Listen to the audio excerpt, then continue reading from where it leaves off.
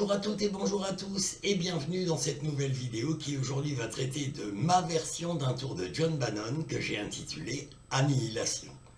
Voici tout de suite la démonstration.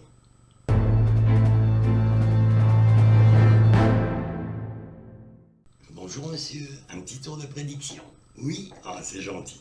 Alors ici j'ai un petit papier blanc sur lequel j'ai inscrit une prédiction que je vais laisser bien en vue pour que tout le monde puisse le surveiller. J'aurai besoin de mon jeu de cartes aussi et de mon portefeuille. On y reviendra tout à l'heure. Tout d'abord le jeu de cartes. Alors, je vais évidemment le mélanger pour que vraiment les cartes soient vraiment toutes bien mélangées.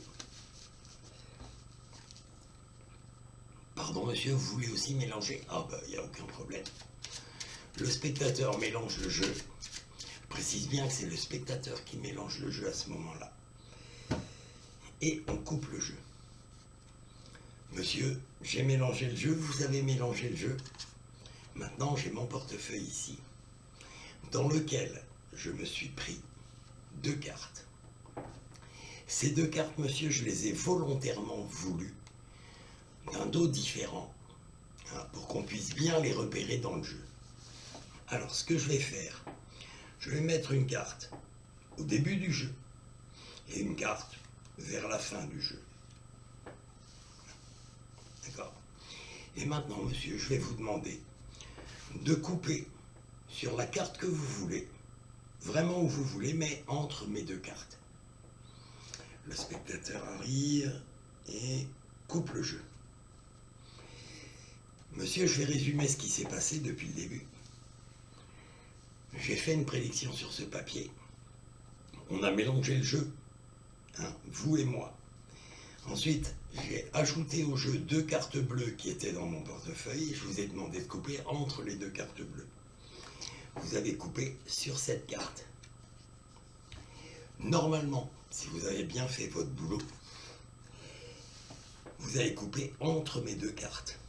Ce qui est le cas. D'accord?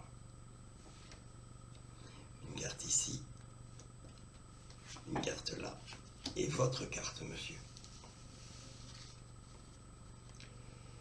Mes 2 cartes, je les ai choisies. Un 7 de pique et un roi de carreau pour identifier la carte sur laquelle vous alliez couper. Ça peut paraître incroyable, mais si je ne me suis pas trompé, vous avez coupé sur le 7 de carreau. Ça serait incroyable si c'était ça. On vérifie. Allez, on vérifie. 7 de carreau. Vous voyez, je le savais. Vous n'êtes pas convaincu? Eh bien, regardez. Là, je vous ai dit, petit papier depuis le début. Qu'est-ce qu'il y a marqué sur le petit papier? 7 de carreau. On ne peut pas faire mieux, monsieur.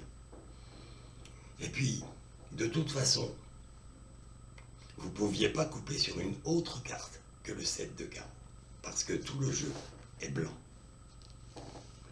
Merci beaucoup. Bien, alors quelques petites explications. Pourquoi ai-je voulu vous faire un tour simple au début de cette série sur le mini du Vivier Wallet? Parce que vraiment c'est un tour simple et que le portefeuille ici ne m'a servi que de porte-carte. Et bien justement, ça peut être très intéressant de se servir du portefeuille comme d'un porte-carte, et simplement d'un porte-carte, sans faire d'effet avec le portefeuille, pour habituer votre public à vous voir travailler avec un portefeuille, surtout s'il ne vous a jamais vu travailler avec un portefeuille. Ensuite, toutes les cartes qui étaient dans le portefeuille terminent avec le jeu. Donc, le portefeuille reste vide et vous pourrez le réutiliser plus tard dans votre spectacle. Il me paraissait intéressant de connaître ces quelques petites précisions. Je vous remercie d'avoir suivi cette vidéo. N'oubliez pas de vous abonner à la chaîne et d'activer la cloche pour recevoir les notifications. N'oubliez pas également de me mettre un pouce bleu, ça me permet d'être mieux référencé. Je vous remercie de m'avoir suivi et je vous dis au revoir et à une prochaine vidéo. Ciao!